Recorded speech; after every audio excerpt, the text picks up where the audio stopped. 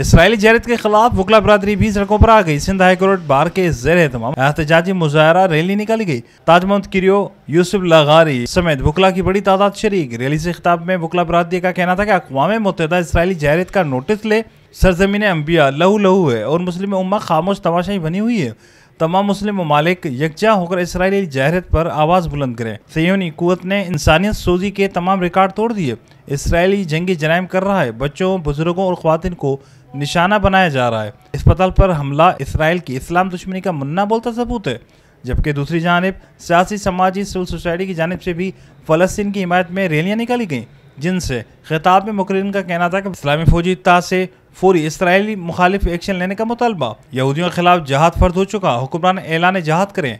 पाक आर्मी के सिपह सालारों पर पूरी उम्मत की नजरें हैं। ये फैसले का वक्त है। इसराइल क़याम अमन की कोशिशों को बुज़दिली समझ बैठा है। मुस्लिम हुक्मरान बताएं कि हम शहादत को मुक़द्दस समझते हैं। फ़लस्तीन में आग व खून की होली बंद कराने में अक़वाम आलम अपना किरदार अदा करें।